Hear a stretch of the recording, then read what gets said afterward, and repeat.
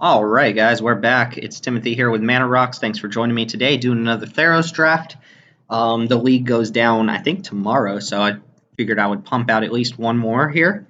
Hopefully, you guys enjoy it. We're starting off with a rare that I actually like quite a bit. I don't know that it's one of the most powerful rares in the set, but Daxos, for those of you who never played with it, is a 3-mana 2/2. Can't be blocked by creatures power 3 or greater, and when it hits your opponent, you get to basically play the top card of their deck for the turn using any color of mana and you gain life equal to its mana cost. What's really awkward about taking Daxos here is that I'm also passing Battle-Wise Hoplite to the left. Also, notably, I don't know that I've ever seen this. There are no red cards in this pack. There's one green card. Look at the concentration of colors here. Um, six white cards, four black cards, three blue cards, and a green card. No red cards at all. That's very strange. That seems like a bug. I think every pack is supposed to have at least one of each color. But at any rate, we're going to go ahead and take Daxos, passing along a very good blue-white card to our left, which very likely won't wheel. It never does. But following that up, we have a couple options here. A Chrome Crusader is very strong, as is Titan Strength in this format. Voyage Satyr is good, and it might be my pick here. Like, I don't have to force myself into blue-white. Other considerations, Burnished Heart, Lash of the Whip. Good removal spells, hard to come by, and this isn't premium removal, but it does do the trick in this format. Burnished Heart being a good ramp card, good way to thin out your deck, block, sack it, get some lands out of your deck, so on and so forth. And then there's also Voyage Satyr. Keeping in mind that if we start taking red cards, that we're not going to get anything out of our opening pack. There's also Sentry of the Underworld, which would be, I guess, a decent splash here. These cards, I guess, work together, but I'll keep myself a little open with this Burnished Heart and see what goes from there. Easy ordeal thus. I don't really have to look at the rest of the pack here. There are very few commons that you're going to find that you would rather have over an on-color ordeal. Even the worst of the ordeals is very good. The worst one probably being maybe the white or black one, and you would still just snap them up. Savage Surge is very good in this format. Fate Foretold I like, and Skull Cleaver, again, this is the card that taught me to respect aggro in Limited, because this card just comes down, smashes you for 4, and then your opponent plays another one, smashes you for 4. Boulder Fall is an interesting card. I don't know why this is 8 mana. I think the idea here was that you could split up the damage between some of your opponent's creatures and then also trigger Heroic on some of your creatures, but 8 mana is too much. We're going to go ahead and take Ordeal. Be fairly happy with it. Shame we're seeing some decent red cards here, actually. Looking like green might be open too, so maybe we put this to the wayside right now and just shift into a color that looks open. Again, if I take a green card or a red card here, which I'm probably going to do out of this pack, then I'm not getting anything back from my opening pack, but that was just a weird pack in general. Things I'm interested in, I kind of like Flame Speaker Adept, and we did see some red coming in that last pack. Granted, it was pick 3. Flame Speaker Adept's a good aggressive card if you end up with ways to scry. And there's also just Nesh and Courser. Blue-green's pretty nice. Porton is between one of these two. I like Nile's Disciple more if we know for a fact we're going green. I'm going to pick up the Adept and just see what happens here. Well, now I wish I pick up the green card because Nemesis Immortals is very good. These white cards are mediocre. I really don't like Afara's Warden in a set where creatures often get above 3 power. Nemesis Immortals is the easy best card in the pack, and I could just kind of take that and keep speculating a little bit. If green continues to be open, then I'll be happy I have this Nemesis, which I might do. I'm not passing up on much by adding it to my pool here. Although, decent sign that I took a red card and I'm still seeing red cards coming around. Dragon Mantle is pretty nice, especially if you have heroic creatures, but I'm going to keep specking a little bit and seeing what comes around. Voyage Satyr is nice. There's also Karametra's Acolyte, good little mana ramp creature if you have mana sinks like Nemesis Immortals, and it blocks fairly well. Rest of the pack, Sedge Scorpion's good if you're trying to hold the fort down, but I really like Voyage Satyr here. We have the tools to ramp. I may not play Daxos either. I don't know exactly what I'm playing here until I get an idea of what colors are 100% open here, but looking like green and red are fairly open, so we'll kind of stick to that path. Griptide's good. Again, I don't have to be red, right? Griptide's good interaction. Chosen by Heliod's very strong if you're in like blue-white heroic or red-white heroic. I guess even green-white heroic. But I like that worse than the other two options. I could take the Cyclops if I think that red is the most likely color for me to end up in. But having what I have here, I think blue is the best. And I really always liked blue-green. Griptide's a nice interactive spell here. dumps a creature back on top of its owner's library. So this is kind of what we're looking at right now. Who knows? We might splash Daxos. Pixis, Pandemonium seems to show up in every single draft. Not a good card at all. You should almost 100% never play this, but I don't know. He's playing Lantern Control. But again, Phantom Draft, doesn't matter. No point taking rares. Feral Invocation's actually fairly playable, especially if we end up with some heroic creatures, which we don't really have right now. This is the pack we opened, correct? Yes, it is. Oh, no, we didn't wheel any red cards. What are we seeing, though? We're seeing a lot of blue, and the one green card in the pack came back. Granted, it's not really good. Prevent all combat damage dealt to players. I used to think this was just the bee's knees. Then I kind of fell off with Fogs. Take Pneumonic Wall here. Right now I have, one spell to get back with it, but it's probably better than Coastline Chimera, and it can wall, no pun intended, it can wall up the aggressive decks. Nothing I really want here. I'm more likely to play maybe Wild Celebrants, but I think Cutthroat Maneuver is just the best card in the pack, so in the off chance I end up splashing a lot or maybe shifting, I'll take that. Satyr Piper was a card that never really saw play just because of how expensive it is. I mean, 3 mana for a 2/1's not good, and the activated ability is also just not that good and very expensive. But my other options are maybe, I'm not going to play Satyr Piper. I might take Peak Eruption here. And I guess Destructive Revelry over one of the 2 cards I'm not playing. This is actually a pretty good sideboard card. Not 100% sure how things are looking here. Probably not going to play either of these. And Demolish. So we got to make up our mind about colors here. It looks like Daxos is the least likely, and we might end up in like some sort of weird teamer build. But if I get Burnished Heart and I end up with maybe 1 or 2 more fixers, I could see just playing some of these other cards. Ooh, good pack. This is much better than the pack we just opened. There's another Ordeal, and they do stack together quite well. Nimbus Knight and Boon Satyr. It's also Savage Surge, Fate Foretold. Like there are cards here. Unfortunately, I don't think either of these premium blue cards are going to come back to us. So if a blue card does come back to us, it's probably Fate Foretold. Could also get back like one of these Minotaurs or Portent, but I'm going to take Boon Satyr. This card's good. Just good with Bestow and good on its own. And I am passing up, good cards to take it, but I do think it's still better than the other 2, so we'll go ahead and snap up Boon Satyr. Would like to grab more creatures here. All right, this is a good sign. The rare was taken, though, so I guess it's not really a sign at all. I love me an Omen Speaker, but I'm between probably one of these 2 uncommons. The one that draws me a card when you target it, or the one that gets just giant when you target it. 5 mana 3/3 that gets 3 counters whenever you target it with a spell. And I have multiple ways to target it so far. These are the ways that would trigger heroic. I'm leaning more towards the Triton Fortune Hunter, I think. It's just having an earlier creature to stick some of these enchantments on is quite good. Although Centaur Battlemaster is insanely good with Ordeal because it makes sure you can trigger the Ordeal right away. I think I am going to go ahead and take the Triton Fortune Hunter, though. Splashing more blue. Oh, wow. Whip of Erebos. The one color I can't take. Whip of Erebos is a pretty unbeatable card, but I don't think it's what I need to be taking here,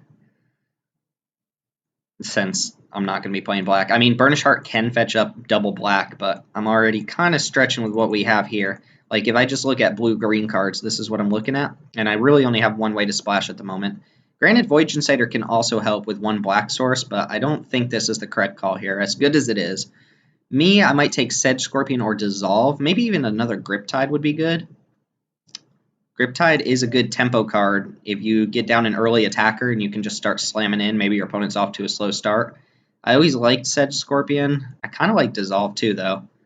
Double blue, double green's a little obnoxious. I think I'm going to take Sedge Scorpion because this is a card I'm happy trading off early, and it usually trades up too. It makes it so your opponent can't really attack you on the ground, and it also helps Nemesis Immortals if I end up getting this into the graveyard early on. Following that up, lots of red card. Perforos's Emissary is definitely the best card in the pack. We're between Benthic Giant and Time to Feed. I would like to have 1 or 2 more big creatures, preferably flyers, a Sphinx or something, but I'm going to take Time to Feed. Time to Feed not looking insane in my deck, but it is a fight spell. If I can get down a big creature, maybe pick up a couple more, then Time to Feed's quite good with those. Although there are times that Time to Feed backfires, and in a set that really supports combat tricks, and a lot of your opponents are going to be playing combat tricks, this does get a little bit worse than you might think. I'm not a huge fan of Benthic Giant in the first place. Wow, Ordeal. Steam Augury is quite bad. I mean, it still draws you cards, but it's not very good. Sentry's good. Fate Foretold and Feral Invocation are both playable, but easy Ordeal. Easy, easy, easy. Following that up with not a lot for us. Do I want this Coastline Chimera? Probably not. It's not very good. We're not activating the ability pretty much ever. I could take Rage of Perforos off of a splash if I think I'm going to be playing some of these red cards. Otherwise, I'm taking like Stymied Hopes or just a vanilla 2-1 in my deck. I think I'm going to take Rage here. And, ooh, an Omen Speaker. This is a late Omen Speaker, and that's quite good. If that wasn't in the pack, I'd just be taking a sideboard card between one of the other two, which I'd be fine with, but Omen Speaker is an actual good card. Decision time. I'm not taking Lost in the Labyrinth, so do I want another Destructive Revelry, which, again, is an extremely good sideboard card, or do I just want to Hunt the Hunter, which is also a sideboard card, but pretty good. I mean, using this, I guess it only targets a green creature I control. 1, 2, 3, 4. I guess this is good with Sedge Scorpion. I think I'm just going to take Destructive Revelry, though. Hunt the Hunted is kind of a finicky card. Alright, so the pack we open, like I said, neither of those two premium blue cards is coming back. I could take Fate Foretold or Savage Surge here, and I err more on the side of combat tricks. If I'm playing against people who didn't play a lot of Theros, they might run into a Savage Surge. And Piper's just bad. Fate Foretold is not great. The third pack, we're going to be looking to get a lot of creatures here. Another Feral Invocation or Fate Foretold this time. Do have this Triton Fortune Hunter. Could go all in on it. Fate Foretold's good with Burnished Heart too. I think Feral Invocation's generally just better though. I'm gonna take the Fate Foretold. I don't mind Dissolve. So the last pack we're gonna be looking to pick up removal spells and fatties. I guess I might play a Benthic Giant too. It's not the worst thing I could have picked up. We're looking for like Prescient Chimeras or Horizon Scholar, something to fill out this top end. Nesh and Asp, just a big creature to kind of put extra mana towards. I wouldn't mind more little heroic creatures, and I have to consider Daxos as well. Stymied Hope is just bad. This card, like, it gets somebody if you draw it on turn 2, but if you ever draw it later in the game, it does pretty much nothing. Ooh, Arbor Colossus. That's great. Red, red, red, red, red. Hopefully we get back one of these two green cards. Either one would be fine. I'd prefer the Dryad, I think, but I quite like the Courser. Arbor Colossus is a beating. 6/6 reach for 5 is already insane, and then Monstrosity for 6, and it blows up a flyer. This card's very good. It is triple green, but thankfully the 2 mana accelerants I have help me to cast multicolored cards. So easy pickup. This is kind of what I wanted. More fatties here. This one is an especially fatty. No offense. Daxos might not be what I want for this deck. Since, I don't know, if I had like maybe a Nihilia's Presence instead of a Fate Foretold, I'd like it a little bit more, but I think I'll keep that in the sideboard, and then we'll consider our Destructive Revelries when it's relevant against red decks. We could bring in Peak Eruption, but it's not great. I guess Steam Augury is also splashable, but it's not amazing either. And having Double Ordeal means that I don't really want this Steam Augury in the first place. I'd rather just go in on something.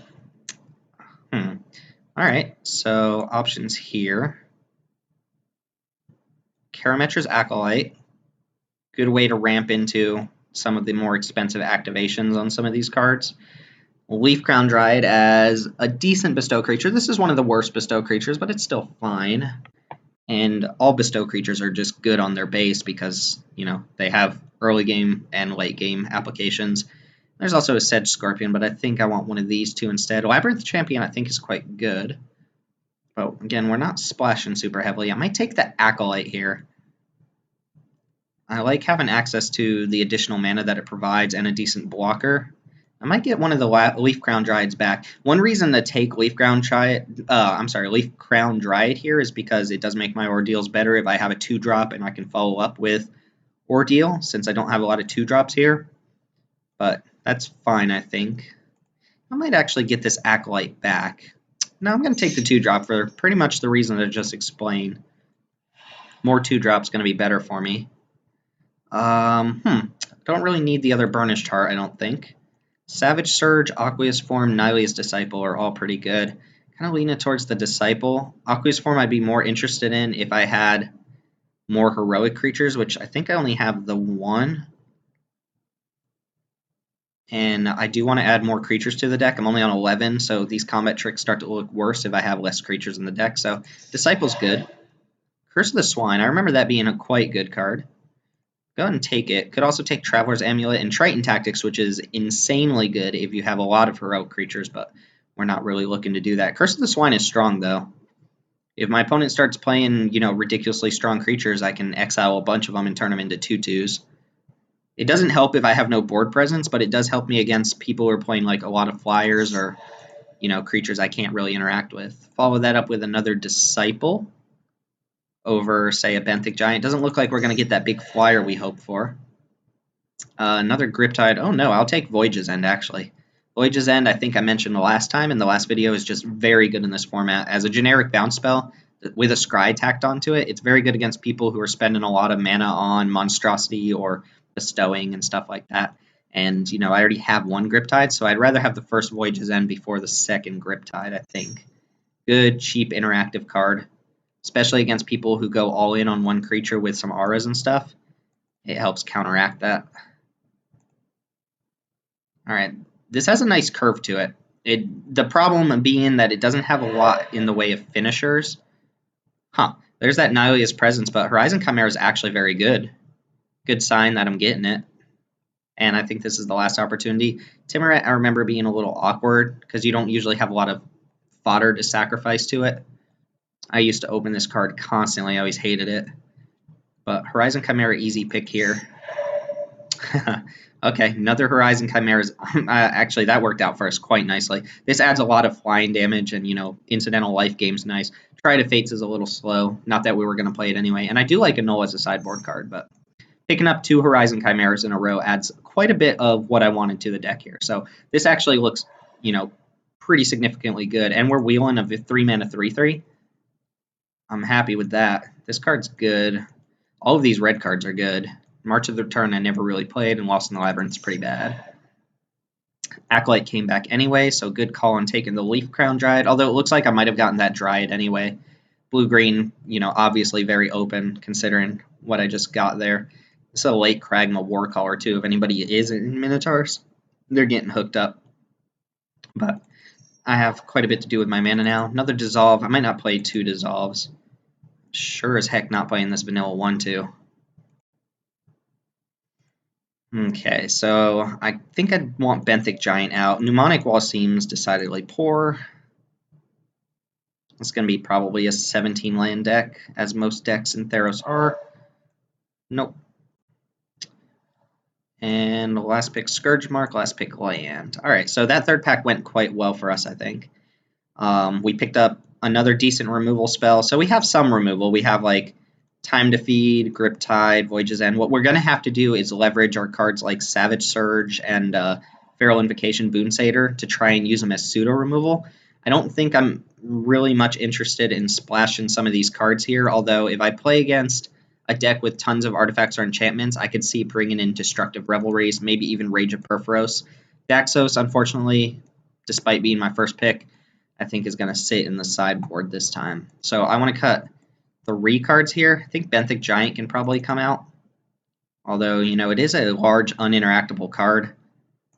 Acolyte seems good. What just stands out to me as something I don't really want to play. I don't need Fate Foretold if I don't have a lot of Heroic.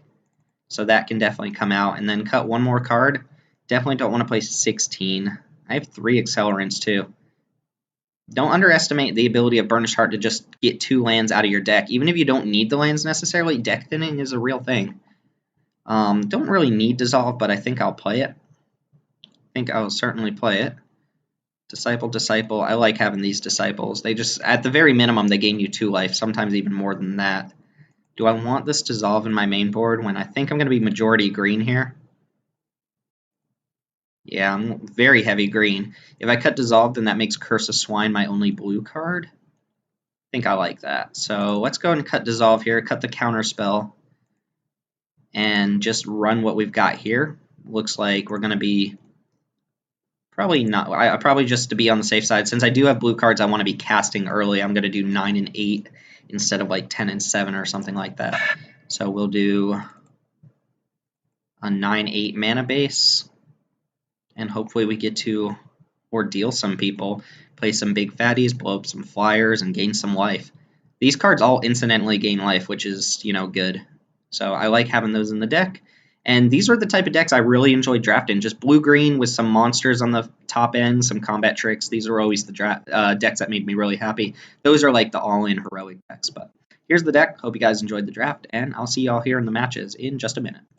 All right, let's go ahead and start here. I've got a pretty decent opening hand, despite being on the draw. Looks like it looked like my opponent was going to play something there for a second.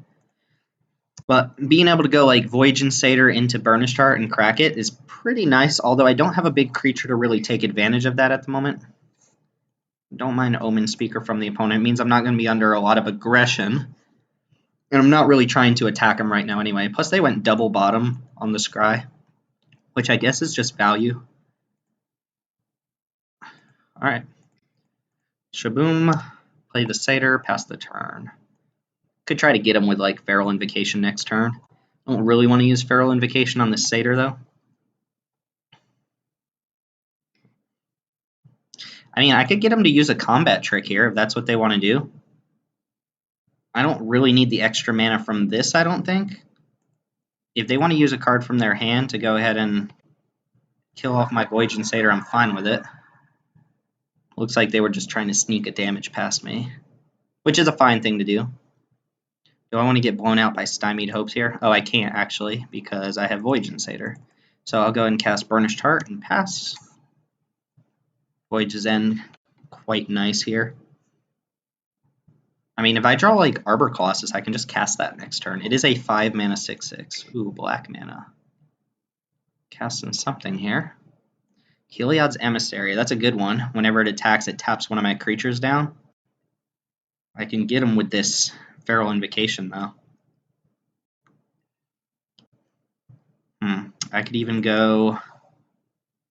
I can play Omen Speaker this turn, and then crack Burnished Heart, although they're probably going to tap Burnished Heart down with the Heliod's Emissary, so I don't get to do that trick I was talking about.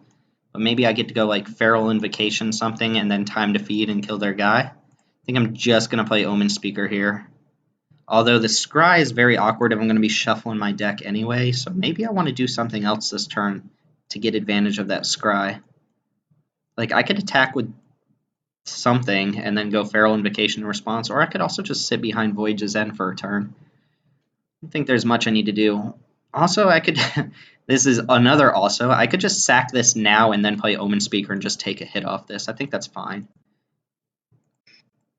I don't get to do the trick of blocking, but if they're going to tap that down anyway, that doesn't change much. Basically, all I'm saying to my opponent is, you've got it for this turn. I'm not doing anything. So I'll go ahead and sack, get my 2 lands, and then look to just play this Omen Speaker and take a hit. Oh, no. That's bad. I just untapped an untapped forest. All right, I messed up pretty bad there. Now I'm taking extra damage. Taking at least 1 extra. Hopefully that doesn't come back to bite me too hard. I mean, that was stupid. I'm down an Omen Speaker. Ooh, my opponent has the Whip. That's fine. Whip's very, very good. Even the activated ability being quite strong. Nemesis Immortals. Well, I can play that for cheaper now, too.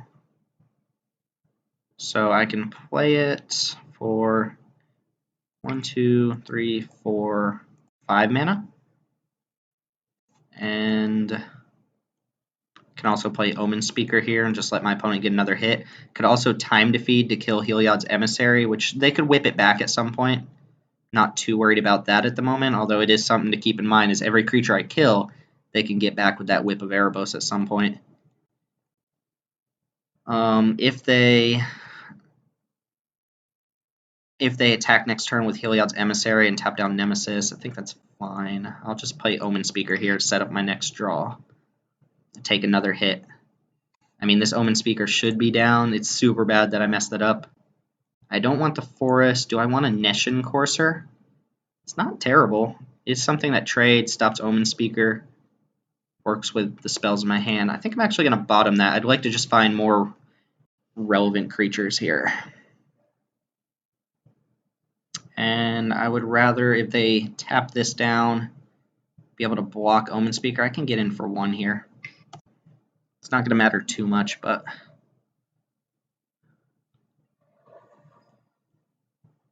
Alright. Yeah. Creatures you control have lifelink, pay 4 mana at sorcery speed to reanimate a creature, give it haste, but that creature gets exiled on end step. Yep, this attacks, locks down Nemesis Immortals for the turn. All fine and dandy. Probably going to use this time to feed on the next turn, I think. Just get this Emissary out of the way for a turn. I mean, drawing something like Nile's Disciple would be quite good here. Ooh, Arbor Colossus is also pretty strong. So I think I attack with the Nemesis here. Play Arbor Colossus. See what the opponent does here. I have Voyage's End to kind of deal with anything that gets in the way. That's a nice block from the opponent because now they get to whip that thing back for value. Maybe they think they can do it at instant speed, but they're just, soaking up some damage. That's fine for me, though. The more they use that whip, the less mana they're using on other stuff.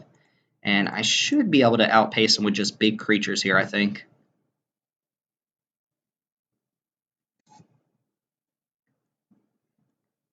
So, yeah, we'll go ahead and... I could time defeat right now. I don't think my opponent has anything.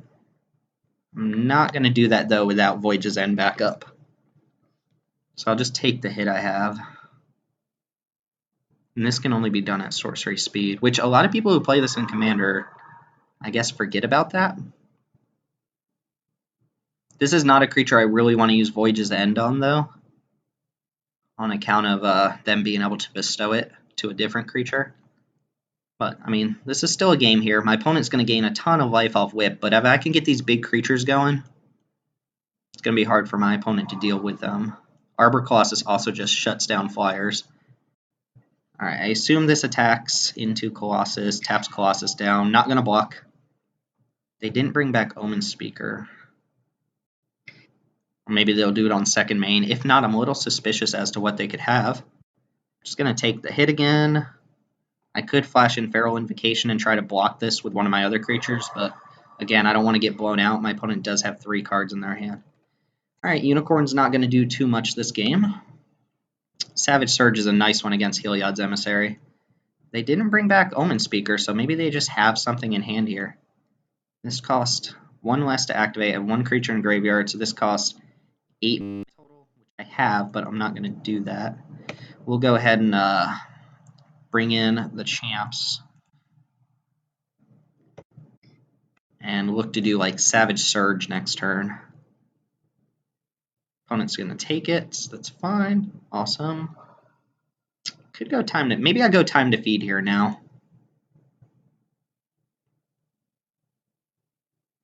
Now I'll try to get him with the Savage Surge. Having all these cards in hand means that things can't go too terribly wrong for me. I have a weird suspicion they're going to try to activate this right now. Yeah. Oh no, Griptide Arbor Colossus. That's fine, actually. 1 less card from their hand, and I know I'm drawing an Arbor Colossus next turn. It's a relevant card to draw.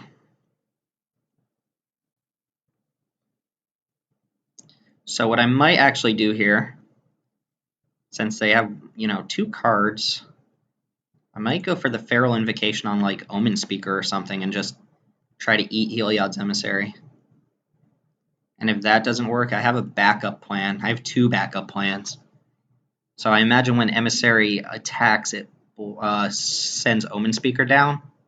And then I can flash Feral Invocation on Voyage Insater and block the Emissary.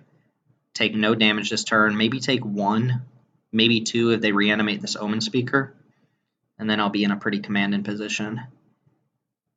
If they ever play like a flyer here, maybe they're going to try to like bestow a Nimbus Knight or something. That would make more sense, Griptide and the guy. And if they do absolutely nothing, I can just monstrosity this thing. But opponent's thinking about it. There's a lot of play to this game here. I like it. A lot of interaction going on. Looks like they're just on the Omen Speaker plan. That's fine. So they get a Scry 2 out of it. Omen Speaker will be exiled.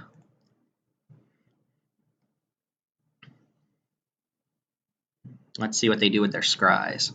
Opponent has already drawn a bunch of lands, so they go bottom, top. They want the card they're drawing next turn. Alright, let the attacks come in. Might as well attack with Omen Speaker. It's not going to do anything else. Tap down my Omen Speaker, I assume. Let's go. Let that resolve. Then go Feral Invocation on the Satyr. 3. Make this a 3/4 and block their Emissary. And, you know, they could have something in response here. Not a lot. There aren't a lot of cheap interactive spells in this format. I will go down to 9. My opponent will go up to 23. And they do have the option to bring this back at some point, so I gotta be careful, but Savage Surge is such a beating against Heliod's Emissary. Alright. Oh, excuse me. That card's not going to matter too much in the course of this game, I don't think, especially with me having Savage Surge. So I think I'm just going to let it sit there. And Omen Speaker goes away. Alright. Here comes Arbor Colossus again. Go smash. I could start smashing with Satyr here. But if I don't, I can just play Arbor Colossus, and then if they bring back Heliod's Emissary, they don't get a cheap hit on me. Because then Afara's Warden can tap this down. It does cost a lot of mana for them to use that whip every turn. Alright, Colossus coming down again. 1, 2, 3, 4, 5, 6. Could have attacked with Omen Speaker there too. No, that's a dumb attack. Alright, so they did keep a card on top. Keep that in mind. They wanted whatever they drew this turn. Could be like a Nimbus Knight or something. Ooh, Sea God's Revenge. That card is powerful. Okay. So I'm going to lose the buff on Voyage and Satyr, and my opponent's going to get in maybe a damage this turn. But then I just get to redeploy some of my threats. They also get a Scry out of it. I don't think I'm doing anything in response to this. So I guess I will untap a land and say sure. Keep in mind, Time to Feed's going to gain me 3 life at some point. Sea God's Revenge is brutal. I like my opponent's deck. They're playing the kind of decks I like. Bounce your opponent's stuff, try to get an advantage on them. It's good stuff. 1, 2, 1, 2, 3, 4, 5, 6. This is just sitting here, I guess, until Sea God's Revenge resolves. They topped their card again. They could attack and hit me for 1 here. 1, 2, 3, 4, 5, 6. Yeah, they're going to get in 1 damage. Sure. I don't think I need to Savage Surge now. I'd rather do it in response to that Emissary coming back in. Sure, sure, sure. Take 1. Alright, that's a good draw, because now I can go Nemesis Immortals for... this costs 5. 1, 2, 3, 4, 5. I could either Time to Feed, or I imagine they're going to go Emissary. I can't go Arbor Colossus and do something else. 4, 5. And just make it obvious that I have a trick here, because they know I have Voyage and Satyr. That's fine. I'm getting lower. My opponent's doing a good job of keeping me off this, so next turn it might be time to just Time to Feed something. Mnemonic Wall. Getting back Sea God's Revenge. That's annoying. Or Griptide. Probably Sea God's Revenge. Sure. I mean, if that's all their turns look like here, they're not going to get through a lot of damage. They're just going to keep more creatures on board because they're not going to be able to see God's Revenge plus Whip in the same turn.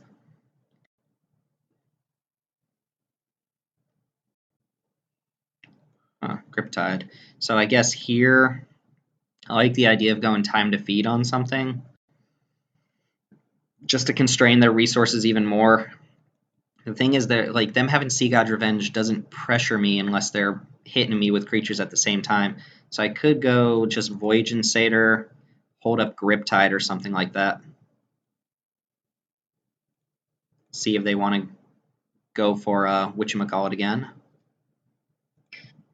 Because if they don't see God's Revenge next turn, what else are they doing? I'm going to go ahead and just play Voyaging Satyr. I guess I can attack for 5 here, since this is probably going away anyway. Get in my beats while I can. So what's really annoying here, though, is that wall, like the wall can just jump in front of this right now, and at some point they can whip the wall back to get Sea God's Revenge again. Weird that they just took it, though. This doesn't do them much on the board. It's actually better in the graveyard for them. Alright, tap down Voyage Satyr, fine by me.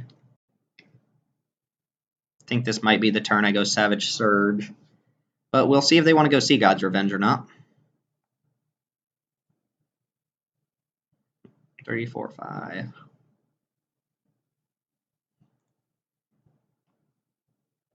Probably going to Griptide something too. I don't want to Griptide Mnemonic Wall because I don't want to give him a spell back again. Griptide one of these dirty little things. I mean, this is such a weird match because they've gained so much life off this whip that I got to fight through that and fight through their tempo plays here. But thankfully, they're just not pressuring me a lot. I have a couple ways to gain life. If I ever draw like Annihilia's Disciple or something, then it's fine. Alright, so here comes Emissary. Do I want to Griptide? I can go 1, 2, 3, 4 Griptide just to kill this. I would rather Griptide something that's going to be essentially useless. So Griptide a Fara's Warden back to the top of their deck. And then let them attack with this. Savage Surge my Nemesis Immortals. Just hope they don't have a Voyage's End of their own. Eat this, take 1 or something like that. Yep, that makes sense. Alright, come at me. Send in the Emissary. Ooh, and the Opaline Unicorn. I kind of want to eat the Unicorn, to be honest. Since this is just going to go away anyway. I could also just take the hit. I'm not too worried about that Unicorn being in the graveyard. Should I just take 4? Maybe I just take 4. And I don't think they have anything that can deal 4 extra damage. Ooh, they could have the +2/+2 on 2 creatures. Yeah, let's play around that. Why not?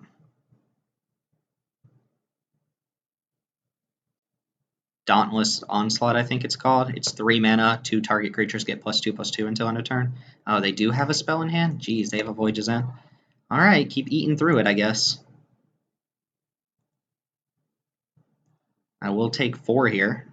That Emissary is going to be gone forever, and we know they have Sea God's Revenge, 1 unknown card, and a Fara's Warden on top. Jeez, what a match. Alright. So I think it's time to go like Nemesis Immortals plus Time to Feed, just to not die out of nowhere. Ooh, that's also quite good. They don't have much they can do next turn besides just playing Sea God's Revenge. Or I guess they could play a Fara's Warden. I can attack here. I have access to 9 mana total, so I can play this. And then I can also flash in Horizon Chimera and start getting a real edge on them. I can attack for, I guess, 1. I'm not going to do that, though. Jeez, what a game. This has already taken us 10 minutes. This is such a grindy game. Alright, so they have a land. They're going to play Oppression Chimera. Well, Arbor Colossus is very good against that. I guess that's just going to get time defeated anyway. Not too worried about it. It is another creature they can just haste back at some point. So we know their last card is Sea God's Revenge. We have perfect information at the time. Now we get to start drawing cards, though. Or gaining some life back with Horizon Chimera. Did I just do that again? Oh my god. Okay, whatever. Well, anyway, I'm going to act like that didn't happen. So let's go 1, 2, 3, 4, 5, and then actually flash in Horizon Chimera. Man, I'm so disappointed in myself.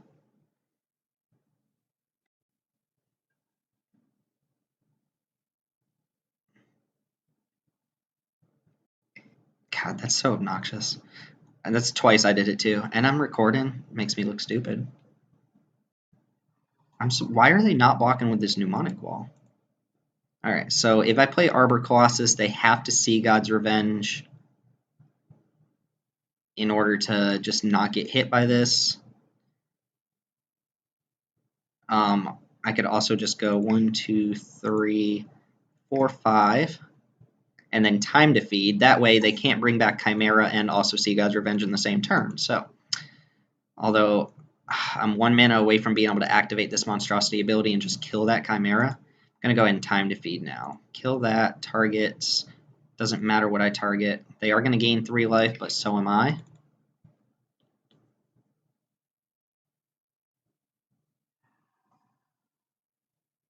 Alright, 16 to 7.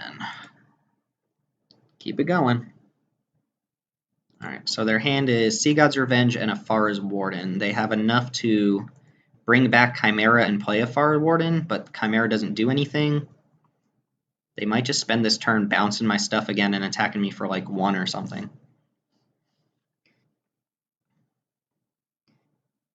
Shipbreaker Kraken. Hold on a second. What happened to...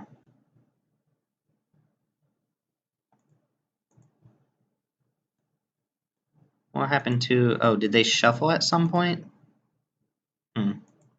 Shipbreaker Kraken's kind of insane. Costs 8 to monstrosity. Well, that's a beating. Alright, we'll have to make sure to actually play this turn correctly, because I'm just going to bounce that, I think. This card's very powerful. And then maybe I can kill him over the course of the next couple turns. So, untap a forest. An actual untapped land. Wonder if I could have won by now if I hadn't messed up. So, did they shuffle a Far's Warden away? Is that what I'm missing? Maybe I just want more creatures here.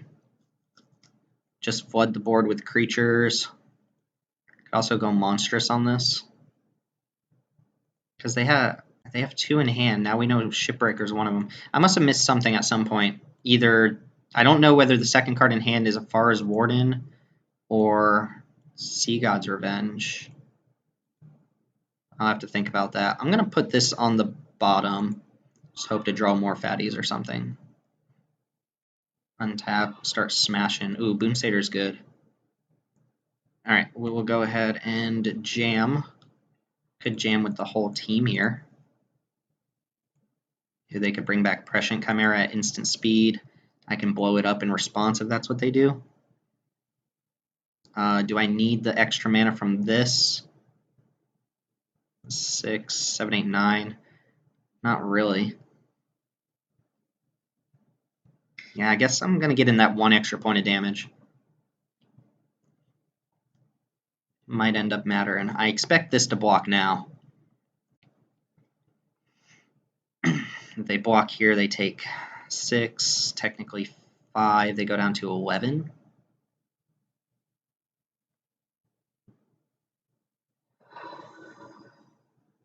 And I just keep these both up. Alright. I expect that Shipbreaker Kraken to just come back down again, which we're going to need an answer for, because if it monstrosities, it might just kill me. Horizon Chimera can come down.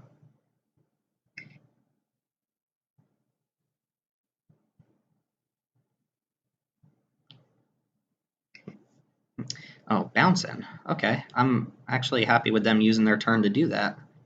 So they do have the Revenge. Not doing anything in response. I see what my opponent's game is here. They're going to try to clear my board and then land the whatchamacallit. So here I could flash in Boon Satyr as a 4-power guy if they try to get frisky with this unicorn. Block that, get it off board, flash this in, deal 7 to them, play some more big creatures, and just try to go over the top. Alternatively, I can take it. They didn't attack. 1, 2, 3, 4. And I think I'm just going to bestow here. 1, 2, 3, 4, 5.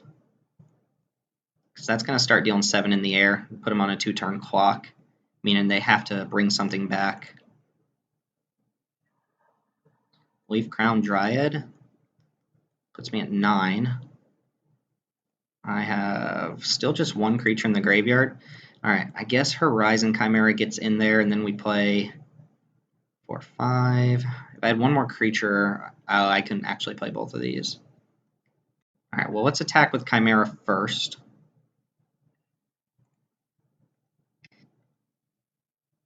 We know they have Shipbreaker in hand. Still confused about what happened to the Afara's Warden. I guess what I'm going to do is just play Arborback Colossus and maybe Voyaging Satyr. That way they can't bring back Prescient Chimera and get a free hit on me. Yeah. Cast. And say go. Oh man, my opponent's deck is good. Alright, I'm still trying to figure out what happened to get rid of the thing I put back on top of their library. So they need to deal with my flyer now, with a non-flying threat because Arbor Colossus can blow up a flyer. Decorated Griffin. Well, that's just going to get blown up here. They can prevent 1 damage to themselves. Okay, gain a life. Let's go for it. 1, 2, 3, 4, 5, 6. When it becomes monstrous, destroy target creature with flying. Oh, I guess they gain 2 life there. That doesn't matter, though. An opponent controls. Attack with both in case they have a trick. They do have to chump with this stupid unicorn. I don't think I'm going to have anything get flashed in on me. Might as well. They basically have to block this if they have a trick anyway. Dang, that whole match took 15 minutes. That was tough. I do think I want Dissolve here. Dissolve seems good. The rest of this, not so much. Rage of Perforos doesn't exile, doesn't know, it just can't be regenerated. Destructive Revelry seems interesting as well. And Daxos is a combo with Griptide.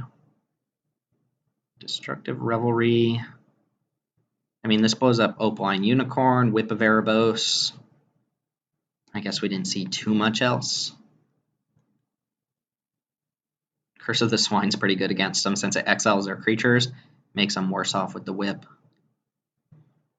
Stymied Hopes. I might just want another Dissolve. This is such a slow, grindy matchup. But that is a 2 triple blue card, so yeah, just 1 seems fine.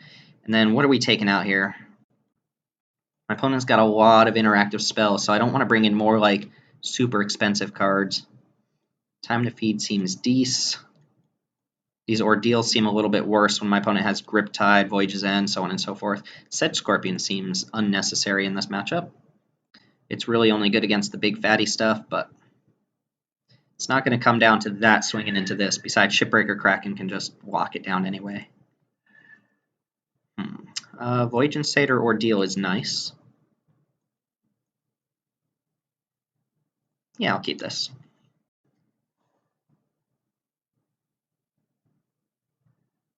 Oh, I do like Feral Invocation. Don't know that I'm actually going to throw the Ordeal on this Satyr right away. Oh, Battle-Wise Hoplite. That'll be well worth one of these spells at some point. I'm going to take a hit off of it for now. This is probably somebody in the same draft as me, possibly a person sitting to my left. I did pass Battle-Wise Hoplite in the first pack. I also passed a Whip of Erebos.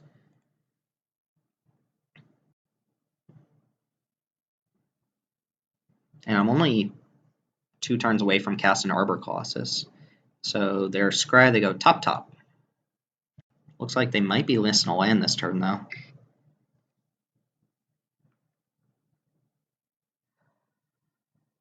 Okay. Or that's actually pretty nice here, because I do have multiple ways to trigger it. Yeah. Go and play that. See what the opponent does next turn. Hopefully they just tap out for like a unicorn or something, and then I can eat this with like Feral Invocation plus time to feed, or Ordeal plus time to feed. Might as well get in the damage here. I need him to tap out without interacting with this for me to be comfortable with my play next turn. Alright, that I'm okay with. 1 blue, I don't think there's anything... I mean, there's Lost in the Labyrinth, but I doubt my opponent's playing that. Also, where did these dirtily aggressive creatures come from? So here, I could play Arbor Colossus, but what I think I'm going to do is play Ordeal here. Make it a... Oh, draw a card, and then have it fight here. Although the problem with that is my opponent could just kill it in response. Maybe I just play Arbor Colossus. They want to play the bounce game, then go for it. Or I could Feral Invocation plus Ordeal and just attack through that. I think I'm just going to play Colossus here. So tap, do this correctly. 2, 3, 4, 5, play Arbor Colossus. Just capitalize on them not having much mana. And then next turn I can go like Feral Invocation plus time to feed or something. They might just like Grip Tide this or something. Oh, a Fire Warden. Don't care too much about that. And shut their attacks down real fast. Alright, so if I play an Ordeal in this, they're very incentivized to block it. It'll be a 3/3, so they'll put probably multiple creatures in front, and then maybe I go Feral Invocation on it. It'll be a 5/5. I can eat at least 2 of their creatures. They also just might not block, but if they don't block, that's fine. If they do block, then sure. But this draws me a card right now. And it gives me the potential... Ooh, Nylea's Disciple's nice. That means I can just take a hit back and not be too worried about it. But I think they're going to want to block, and then I get to blow them out with Feral Invocation. And just draw another card if I target Triton Fortune Hunter. This is going well. This is going well. I mean, granted, they just need... They're like a Sea Gods or Revenge away from just stabilizing, but... That's fine. This can tap this. Oh, yeah. Oh, yes. Put some blockers on it. The whole team. So if I flash in Feral Invocation, this becomes a 5/5. I can take out just the 2 most annoying creatures, which might be these 2. Or I could take out a 3 toughness creature and a 2 toughness creature. Yeah, I think I'm going to trade Feral Invocation for another creature. And because that's going to draw me a card, right? So I don't care much about the 3 toughness guys. I do care about the Tapper, and I do care about the Battle-Wise Hoplite. I can just attack past these other things. Yeah, let's go ahead and do that, and I'll flash in Feral Invocation here. I mean, my Ordeal kind of goes away, but, you know, I drew some cards. I replaced both these cards I played with 2 more cards. Sure. This is fine, and they just took 6 there, too, which is not irrelevant. I have time to feed to take care of a big threat if they just drop, like, Prescient Chimera. They can't really play a flyer while I have this Colossus out anyway. Opaline Unicorn is not going to do the trick. Alright, it's smashing time. Nope, that's not a very good attack. And they missed a land drop. Plus Savage Surge. Alright, so this is going to be a beating. I don't think there's anything they can do to blow me out here, so I'm going to attack and then just play both my Centaurs. I probably block, maybe not. They could get 6 mana next turn. I could actually kill this thing in case they do like draw land, go Sea God's Revenge. But then I'm not even that worried. I just get to replay all my stuff. So let's go Neshin Courser plus Nylia's Disciple. I gain what, 6 life here? I go up to 22. Again, a flyer doesn't do much against me because of Arbor Colossus. They could go Sea God's Revenge, boom, boom, boom. Okay, they just said okay there. Yeah, kind of had it all that game. Them missing a land drop let us get pretty far ahead, and yeah, we traded some enchantments for some creatures, but they drew the wrong part of their deck, I think, not the land part. That worked out nicely. Blue-green did the trick. See y'all in match 2.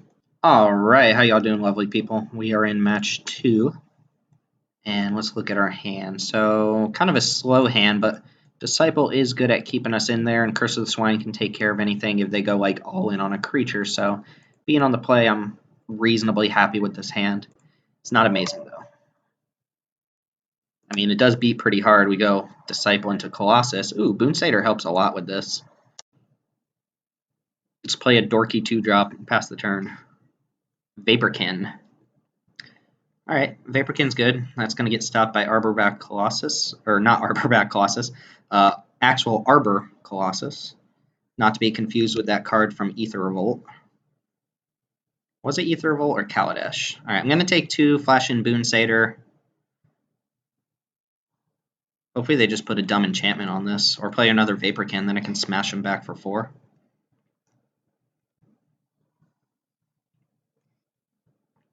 Nope, they did play something that can block a Boon Satyr. But that's fine. Still going to cast it.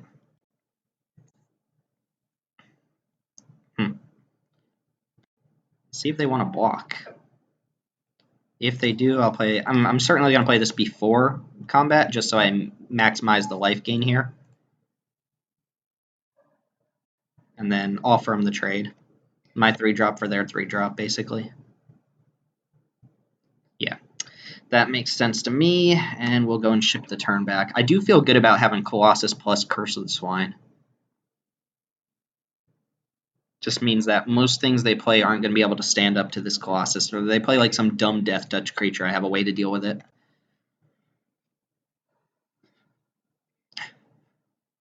Ooh, 0-6. Does not match up well against a 6-6, though. Nor does Sedge Scorpion. Alright, we'll go and play this, see if the opponent can kill it. Not a lot of removal in the set that deals with a 6-6. Blue has bounce spells, black has Flash of the Whip, and what's it called? Oh, and they're missing a land drop? Ooh, let's see if they play something else, though. No, they're not missing a land drop. Alright, well, I can actually just blow up Vaporkin, but it can't block anyway, so I think I'm going to attack with the Colossus and just see what happens. If nothing happens, I'll play Sedge Scorpion plus Horizon Chimera. And I could just attack with this, right?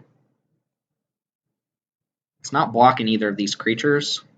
There's a chance that they just chump here and I get that 3 damage in that I otherwise wouldn't have. This might just go here, though.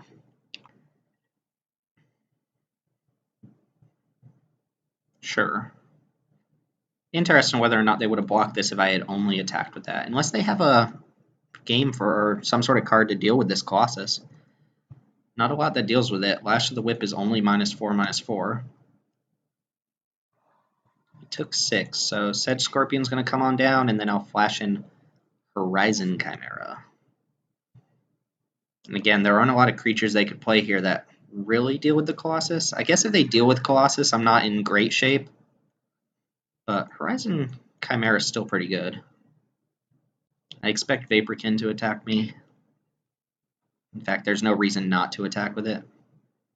Like, if they just play, like, Hythonia or something, I'm 100% Curse of the Swine in that. But it's nice that Sedge Scorpion can attack through this 0-6 Defender. This card looking pretty bleak in this matchup.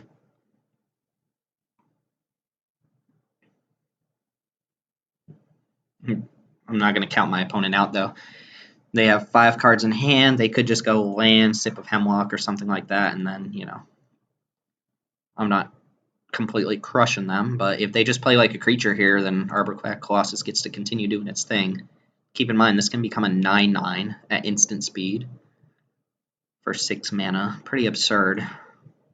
Pretty absurd. I think this card saw standard play too. I don't remember exactly, but there were green-red devotion decks that were pretty dominant for a while in standard. I didn't play a lot of standard during this time. Since I just started in Theros, I didn't really understand how to construct a good competitive standard deck, and it was also a hostile environment. It was basically all black devotion, blue devotion for a while until Ravnica rotated, and Pack Rat went away, and Supreme Verdict, Sphinx's Revelation, all the control cards went away, and suddenly green-red was able to just stomp people. They didn't have a good board wipe to worry about. Is my opponent's name is Swamp. What? Waiting for Swamp to pay costs. Wow, their name is actually just Swamp. Insatiable Harpy. I wonder if they're baiting me. I think they are. I'm probably just going to blow that up so that I can attack with this Chimera. I could have a Voyage's End. I wonder if this gets bounced in response to its monstrosity effect, do I still get to destroy a flyer? I don't think I do, because I don't think it ever becomes monstrous in that case. So if my opponent is incentivized to bounce this, what I do is I just attack with it anyway. I can just attack with everything here. Kind of like the Chimera not being dead. And if they want to go bounce spell in response or something, then I'll just blow up their flyer. Yep. Say okay. Could play another Nylia's Disciple here. I think I'd rather just leave this activation up. Make them use mana on their turn if they want to respond to it. And if they just want to attack with the flyer, I let that happen, and then I'll let them play all their spells or whatever. Yep, they do have a Sip of Hemlock, so now I go 1, 2, 3, 4, 5, 6. Make it monstrous, blow up your Insatiable Harpy. That way they can't start gaining life back. Then I could turn this into a swine. Ooh, Griptide? How good is that for me? If I Griptide this, I can attack for lethal. They block Horizon Chimera. We know they're drawing Guardian. Alternatively, I can just jam for 3 and 1. They take minimum 1. I play Disciple and try to Griptide next turn. I don't like the idea of trading Chimera for Vaporkin.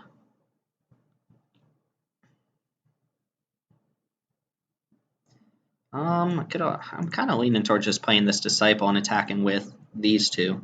Get in 1 damage here. I'm playing another Disciple. Although if I Griptide this, that means they're not drawing another answer to something. Then I can... If they block... Oh, I guess they can only block creatures with flying. So they would take 4. And then if I Curse of the Swine, any flyers they have, this gets in for the win. So I'm going to go ahead and Griptide this and attack with the 2 ground creatures. I could trade this off for Vaporkin. They're going to need to play 2 creatures next turn. No, because if I trade this off for Vaporkin, they go down to 1, and then if they play 2 blockers, I don't get to kill them on the following turn. So I'm just going to leave this back and let the opponent do what they're doing. We know they have the stupid 0/6 wall in their hand, but that's all we know about. 4 mana? 5 mana. All right, Chimera. So now I get to go Curse of the Swine, both your guys, and GG. Ideally would not like to show him Curse of the Swine, but that's what we have to do, then that's what we have to do. Seems like a cool little matchup for us. Opponent's got cards that interact with us, we've got cards that interact with them. I guess they're just like a blue-black Flyers deck. Huh. I could also just steal the game here, and then I don't have to show them Curse of the Swine. Unless they have Lost in the Labyrinth, which I highly doubt it, but I just flash this in on whatever they don't block. They can't block anything anyway. I mean, this blocks here, this blocks here, this blocks here. That just kills them anyway. I don't have to show them any cards at all, now that I think about it, because Vaporkin can't block these 2, so it has to block here, and they still take 2. and then this blocks whatever, and they take 1 off the other one. And if they want to do something tricky, I can just flash in Feral Invocation. So these are kind of force blocks, and they still just die through it. This thing does trample. And they take 3. They should be dead. Cool. All right. Stole that one with an Arborback Colossus. Opponent with flyers. Lots of flyers. How do we deal with that? We probably don't. We'd probably just keep things exactly the same. We don't have any Shredding Winds in our sideboard. Could play Benthic Giant. Good against Sip of Hemlock. It's a just smash.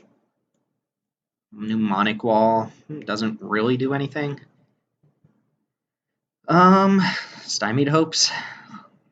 I guess that's not terrible against Sip of Hemlock, but I'd rather just bring in Dissolve. Is there anything that's really bad against just a bunch of flyers? Kind of like our deck. I think it does quite a bit. Nah, I mean, our deck's fine. Sedge Scorpion seems terrible. I mean, it's not going to block flyers. The only thing it's good against are the 0/6s, so I'll go ahead and bring in a Dissolve for that. That seems like a fine trade.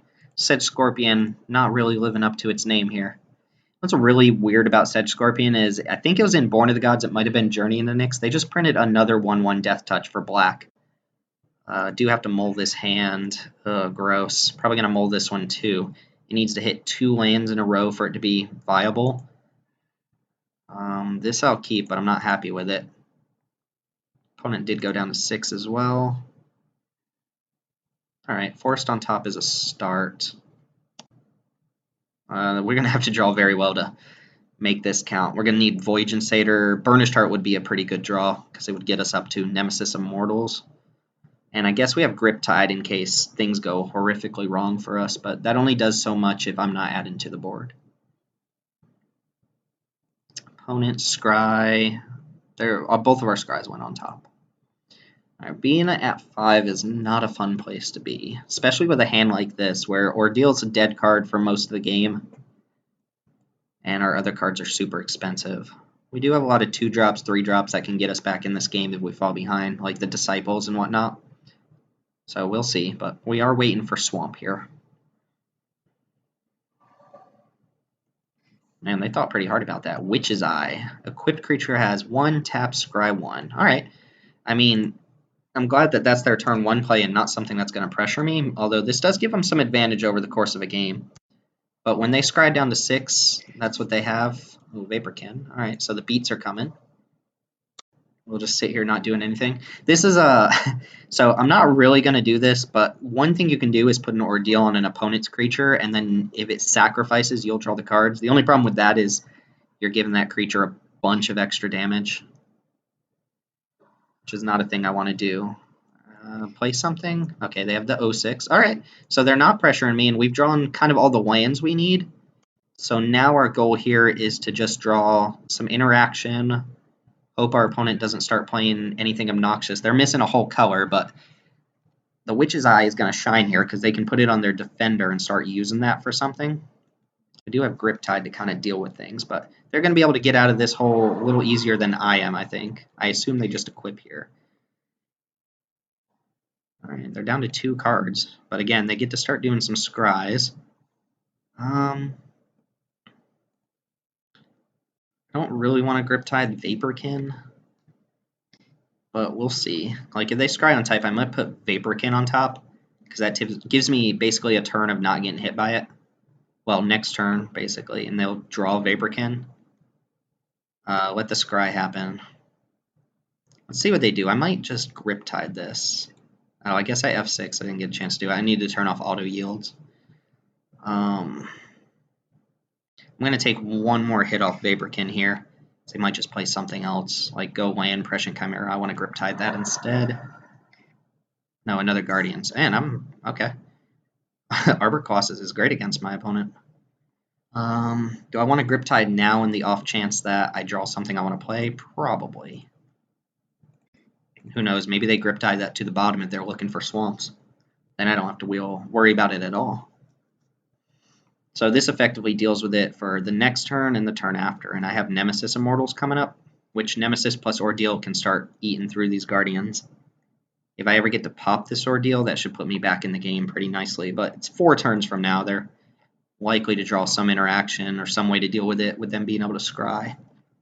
Opponent is thinking whether or not they want this Vaporkin, since they can scry before, or they can let Vaporkin go on top and then scry it to the bottom of their deck, which would turn my Griptide into a straight up kill spell. Granted, not an efficient one on a Vaporkin that's already dealt 6 damage, but you do what you gotta do. Also, look at this card art. It has like little hands. It's super cool. Alright, so this is my opponent's end step, so yeah, I'm not doing anything. Alright, we have drawn straight up lands for this whole thing. Can't cast Nemesis yet. Doesn't take too much for us to get back in. Alright, they wanted to draw Vaporkin there. Nice. I guess it does pressure me. Jeez.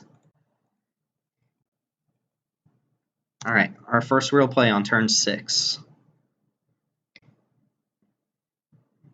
And we will keep track of what their scries are like.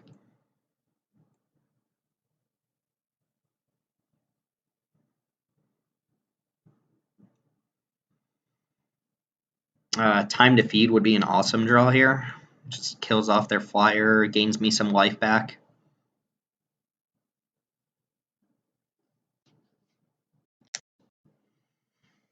What a awkward draw we've had. I think I mean, for a mold of 5, at least we're playing Magic, but that's because our opponent's deck isn't really doing anything against us. Nylea's Disciples are good draws. They put that card on bottom. They could scry on upkeep, too. If they really want to hit a swamp, which they are doing. Which is looking good. They can also move this over here and start scrying multiple times per turn. That card went to bottom. They drew Swamp for turn and moved that over. Nice. I like it. I like what's going on here. Do get to start attacking my opponent back, though. Ooh, that's a fantastic draw. It can't eat Vaporkin, but it does offset some of the damage we're taking. I'm going to go for this Ordeal here. Hopefully they don't have something interactive here. Be a little unfortunate if they do. But if not, I get to start attacking them for 6 plus damage each turn. Okay, so they're scrying right now means that they're not going to be blocking.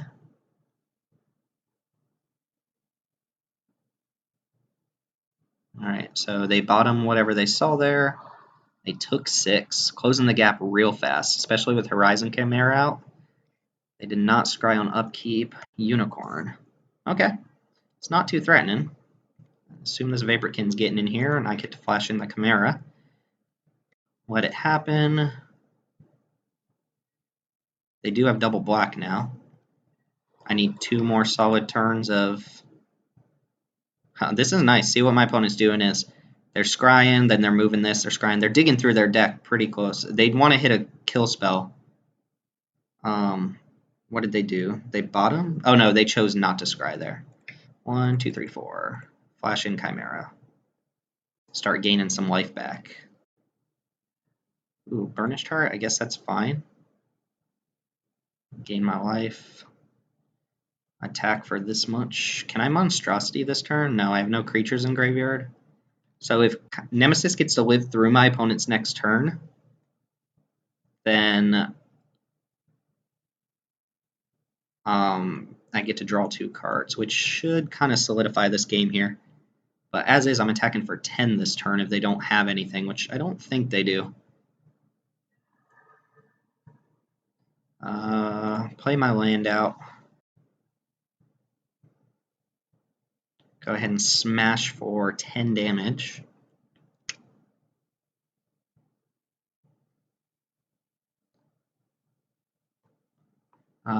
It's very possible one of these Guardians just jumps in front of Nemesis. Probably the one that they put the scry on. Although they didn't scry, so maybe they... I don't know. Maybe they have a 2-mana interactive spell. So I assume this is going to block Nemesis. No, the one that can't scry? Okay. I mean, it's fine either way. Play Burnished Heart. That'll filter out even more lands, so I'll have 10 lands out of my deck at the start of my turn. Plus, I'll be able to activate this next turn if they don't kill my guy. They didn't scry. Maybe they knew the top card. Yeah, this is a sip. Okay, that is fine. Burnished Heart. I think we'll go ahead and activate this. Just increase the chances of drawing something. They could leave Vaporkin back on defense, which would be very annoying. Yeah. Karametra's Acolyte's not amazing here. Alright. Well, one turn away from potentially drawing our way out of a rut. But the game is not lost yet. Our opponent just has a scry engine going. They can dig for a lot of stuff. Like they can scry, put a thing on something, scry. This looks like another flyer's coming down. Insatiable Heartbeat, sure. Fortune Hunter's not the worst. Sets up some of my other draws. Especially if I just draw into action next turn. This will draw me cards. This will gain me life. Needs to be quick, though. I think this game is slipped behind with them killing off my nemesis. But then again, I had such a slow start. And they kept a card on top here. That's kind of gross. Crackling. Ooh, and they can kill something with Opaline Unicorn. Neat.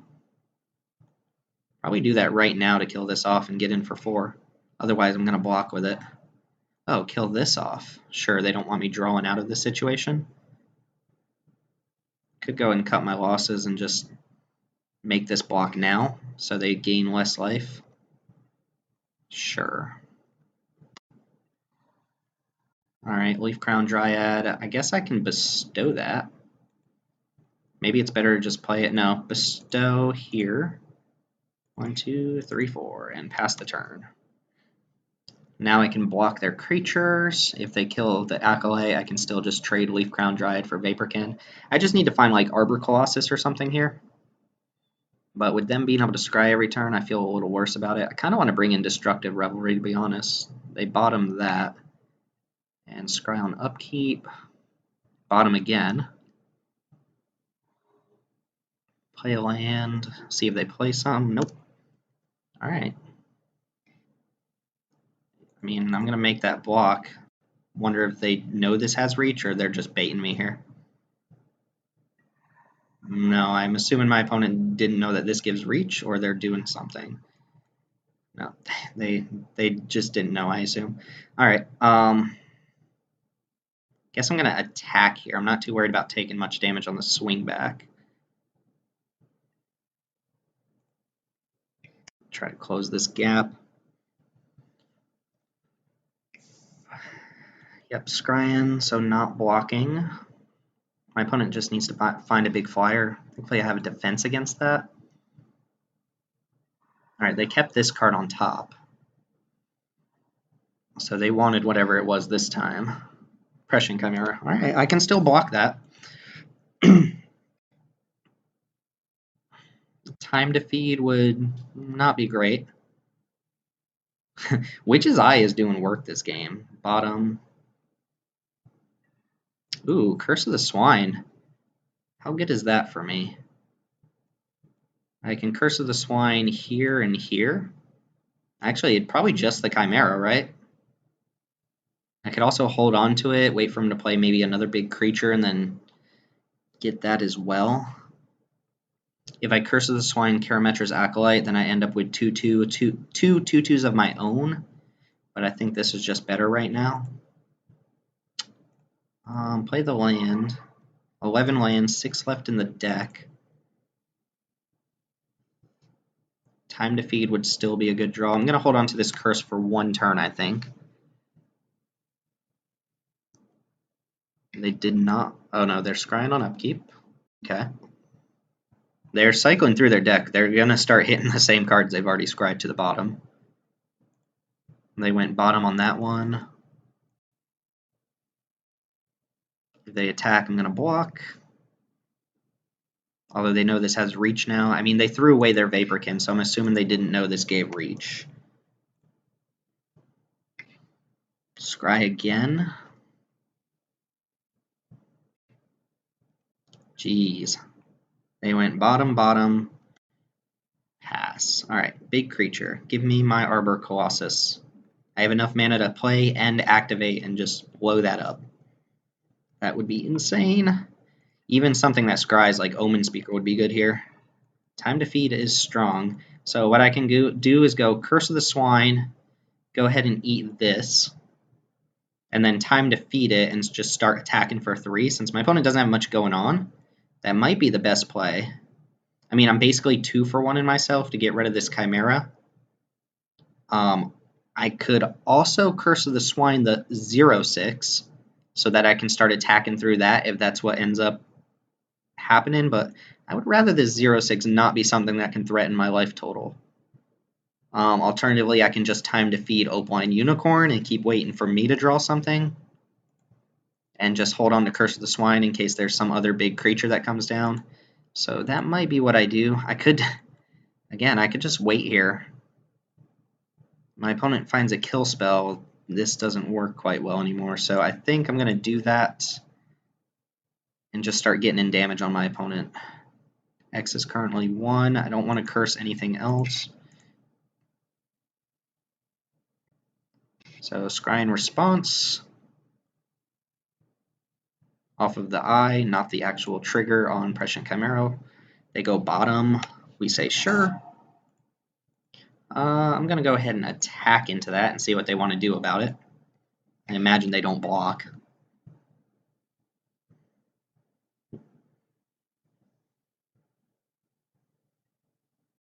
And then, do I need to Time to Feed that now? Sure. That's going to feel real bad if I end up needing Time to Feed for something else, but I do gain some life off of it. I basically killed their flyer here. Ooh, what'd you draw? Another Chimera. Sure. So we're back to where we were last turn.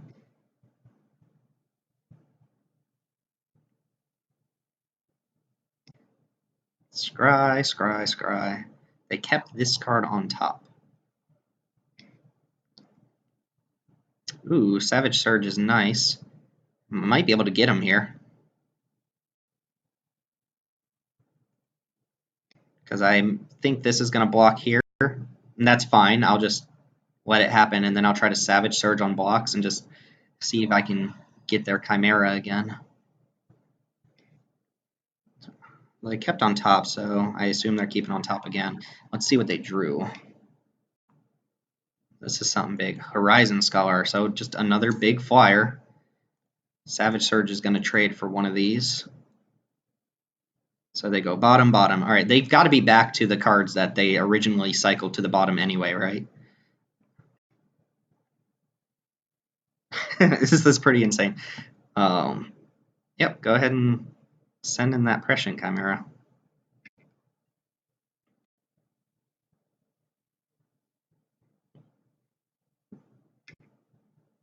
Yeah, all right, keep it going. Attack, Savage Surge, untap, block. Eat your flyer. Hey, that's some life gain, right? Gains me 4 life here. Here we go. So I'm assuming my opponent doesn't have much else in the deck that can actually do anything here, because they've cycled through their whole deck. I'm pretty sure they've seen every card in their deck at this point, and they were searching for these flyers, right? Let's see if they found something.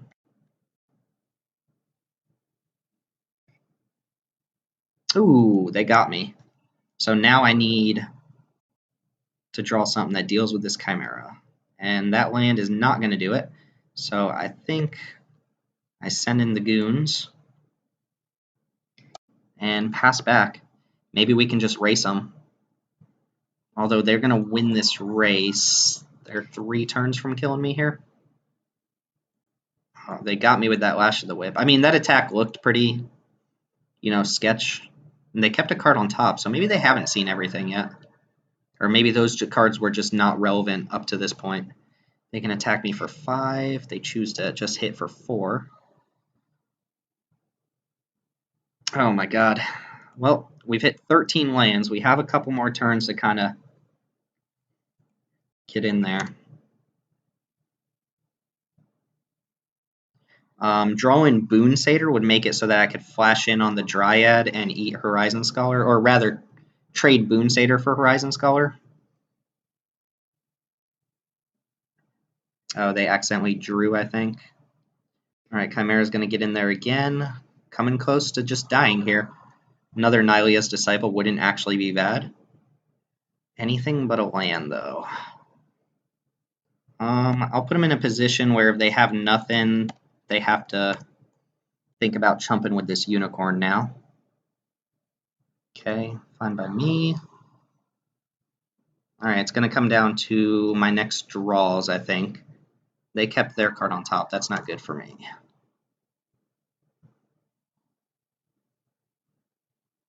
Yep, Chimera. Alright, what is our draw? Oh my god, you've got to be kidding me. Alright, now I've got a chump with Leaf Crown Dryad. And if they have a way to kill it, they get to just win now, actually. 15 lands. I still have 13 cards in deck, so I have 2 lands. I could draw, like, Voyage's End here or something. I could draw another Nylea's Disciple to gain some life. Could draw Arborback Colossus. Griptide, which I may have... Yeah, I already used Griptide. This attacks. Ugh. Alright, draw. Island. Wow, I drew 16 of my 17 lands, and my opponent gets it. So we'll go to game 3. What nonsense. That was the same game that I started on a mold of 5. Wow, Benthic Giant actually seems fine here. Gotta go. Uh-oh. My opponent might not be able to play a game 3 is what they're saying to me. I kind of like Benthic Giant here. They can't kill it with Sip of Hemlock. It attacks through most of their things if I suit it up. Good target for Ordeal. So it sounds like GG. I don't know what that means. Dang, that sucks. Oh, man, my opponent has to leave, so we don't get to play game 3. I mean, I win the match. I guess that's fine, but, dude, that was a heck of a match. I guess Sedge Scorpion would probably come back in here, too. It trades for those stupid 06s. What a game. That was insane. For a mold of 5, us just playing through it, drawing 16 lands. All right, well, we're going into the finals here, and I will see y'all in match 3. All right, we're back for match 3 after playing some super grindy matches in 1 and 2. All blue here, but Omen Speaker helps a lot. Boon Satyr not looking great, and I could just draw a forest, which makes this hand quite good. Being on the play, I kind of like this hand here. So Omen Speaker into Ordeal is not terrible either. And Omen Speaker on turn 2 is just great. So yeah, I kind of like this hand. Hopefully we just scry into some forests or naturally draw them, and won't have to feel so bad. Against Metropole. Yeah, so match 1 against Whip of Erebos. Match 2 against just Scry dot deck. Ooh, perfect. Now I'd rather play Voyaging Satyr because this gives me the option of playing Boon Satyr next turn. Or possibly just ordealing this up and attacking. Who knows? Against Black-White. The most fearsome of the things. It's kind of tempting to go Ordeal here, right? But I think I'm just going to attack for 1 and play Boon Satyr on my opponent's end step. There aren't a lot of things they can play on 3. They're going to be able to block a 5/3 Boon Satyr. And I don't need the extra mana from this Voyaging Satyr. Cool card. Cool card. Would be quite nice to bestow it. Get a 2-for-1 out of it, but Scholar. Alright, so Boon Satyr can attack straight through that, which is nice. Scholar being a very good card. Basically a whole deck on its own. Play Death Touch creatures, stall the game, drain your opponent out. Get a nice little hit here on the opponent, though. So now I can go Ordeal up the bad boy. Play Omen Speaker. Hopefully get this going. See if my opponent can kill Boon Satyr. Opponent taking a lot of damage here. Alright. Nice. And let's see what the Scries yield. Voyage's End, Griptide. I am 100% keeping both of these on top.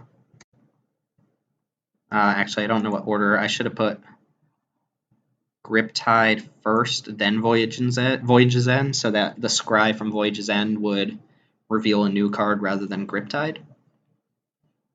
Although if I keep Voyage's End on top, I can go Disciple plus Bounce.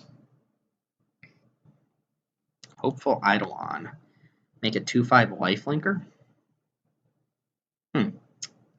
That's bizarre to me. I get to just attack through that. And that doesn't help them get to me at all. I mean, I guess it gains them some life, but I can just block with Omen Speaker. Well, that was a weird play. Voyage's End? Okay. So I'd rather have Griptide here, I think, but I get to just smash my opponent for 6 now. I don't think they're blocking. Unless they do plan on blocking, they're just hoping to gain some life back over the course of some turns. No, just take 6. Alright, now I can go 1, 2, 3, 4. I gain 4 life, and I have Voyage's End up with the Satyr. This is looking bad for the opponent. They're going to need something like Lash of the Whip here, or I don't even know. Because next turn I can go Satyr plus... Sure. Oh, I should have probably Voyage's Ended that in response. Now I can go Griptide plus Voyage's End, just get rid of all my opponent's stuff.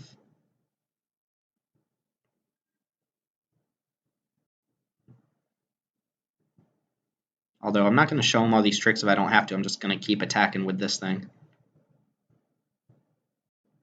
And if they want to do some nonsense in response, then so be it.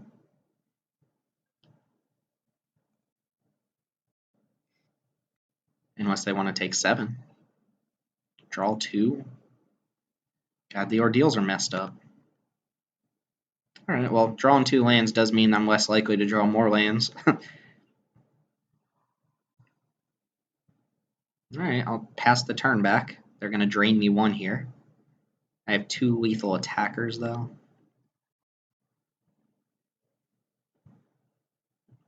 Yeah, I could have bounced that in response. They would have drawn 1 less card from Scourge Mark.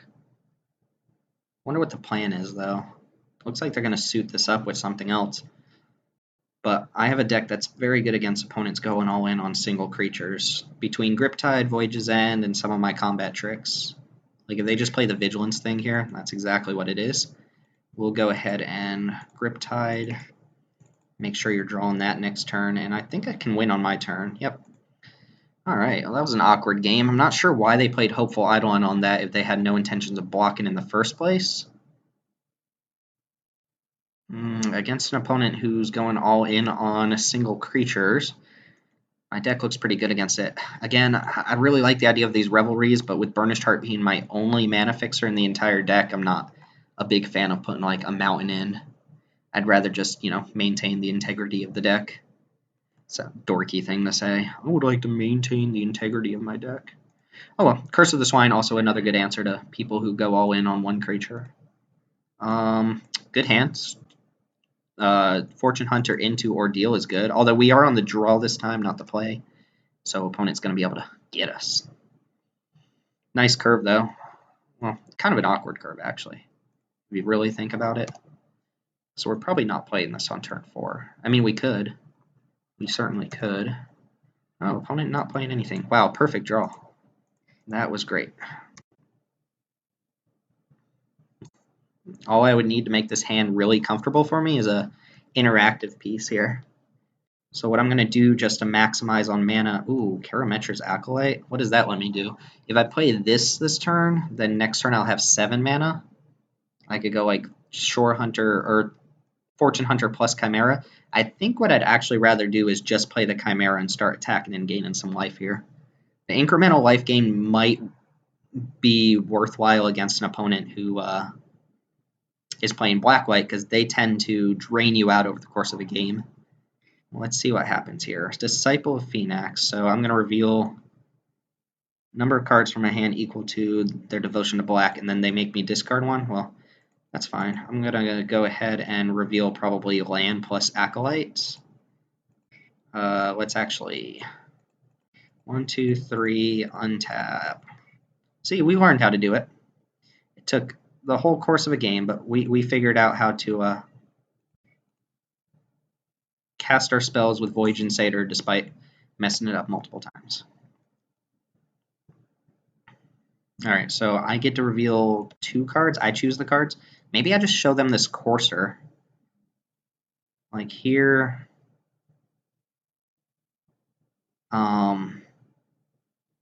Actually, yeah, let's do the greedy thing. Show them the land. They might just get rid of Acolyte. Produces. Okay, I'm actually happy with that because now I guarantee being able to play like Fortune Hunter plus Thassa, or Ordeal rather. All right, we were going to draw an island anyway, so now I'd rather have the Acolyte, but it is what it is. This turn I'm going to go. I could go for this now, but that looks pretty bad. I could also just play the Ordeal on this to get it going, but actually that maximizes my mana, right? Let's go and play Ordeal here, and then play Triton Fortune Hunter.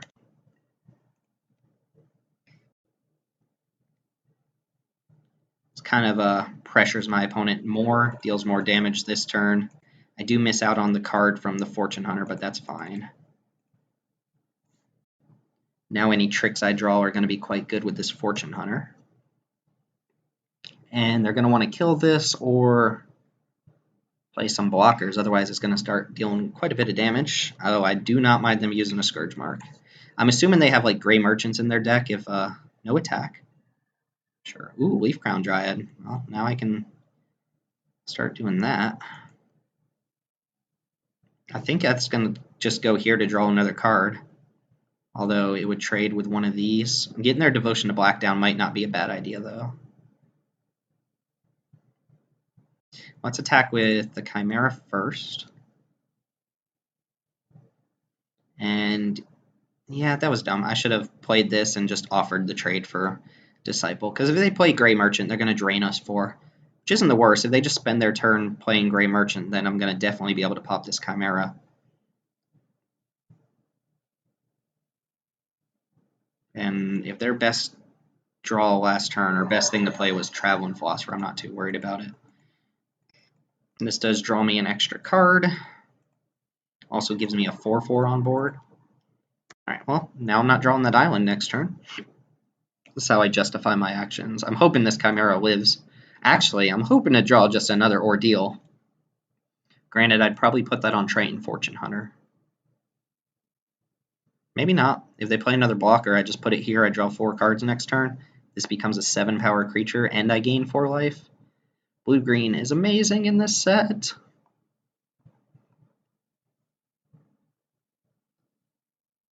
Alright, what you got, opponent? They drew their 5th land. They're staring down a potential 6/5 flyer with trample that gains me life and is going to draw me 2 cards. If they kill this, I'm going to be quite sad. Quite sad. Sentry of the Underworld. They can regenerate that. Ooh, Savage Surge here. Well, I just get to do everything. I should not have played that land. Should have waited to see what I draw. But we're going to attack and attack. And if they do a triple block, I get to eat 2 creatures. If they double block, I get to eat both and draw another card. This seems insane. Sentry's not going to do the trick here, I don't think. Nice. All right. And if they don't block, I get to kill them. Perfect. Oh, throw the Sentry in there. Oh, no. All right. Get to eat both their guys. Get to go and do this, and then play Neshin Courser. Opponent's going down to 5 here. Yep. Absurd. See, I drew a forest too. Alright. What is the plan? If Sentry attacks, do I block with Triton Fortune Hunter? It has reach. They can regenerate. I don't want to get it. I don't really want to lose this to a trick when I have another Ordeal. I'd rather just stick Ordeal in this and start attacking back, but they might not be in a position where they can even attack me here because of the threat of me being able to block. Alright, they did have a Gray Merchant, and I think I can just win on my turn. Yep. So if I play Ordeal here, this becomes 7 power. They don't have to block it, but they have to block something. No, they have to block this, because if they don't block this, they block 2 other random creatures, then they take 1 extra from the thing they don't block and they die. That's if I put Ordeal on this Horizon Chimera. If they do block here, they would take 4 trample this can block here. They would take 3, 4, 5. So I think Ordeal just wins the game, assuming they have nothing. And I get to draw 2 cards anyway, so I have to attack with everything. Do that one more time. They block here. They take 4 trample damage. Yeah. Oh, and opponent just gave me the entire map. Oh, no, never mind. I won game 1. All right, well, we kind of crushed people. Blue-green is very strong when it goes off. Ordeals are very strong. They steal games, gain in life. That was just everything I want to do in a Theros draft. I'm glad I got to share that with people. And I'm glad we got to play through some super grindy matches. My only regret is that we didn't get to finish match 2. My opponent had to leave, and we had such a good kind of back and forth wild game there. This was a really fun set of matches, and we trophied out in probably our last Theros draft before it goes away indefinitely.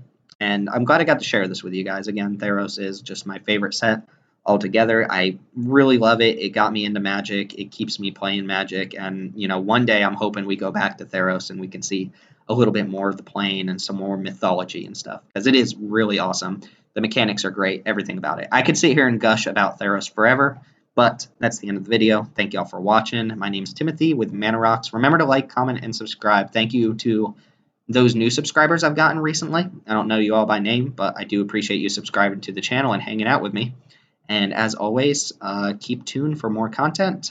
There will be modern cubes coming up, maybe legacy cubes coming up next week. Possibly more Rivals of Ixalan. So thanks for watching. See y'all next time.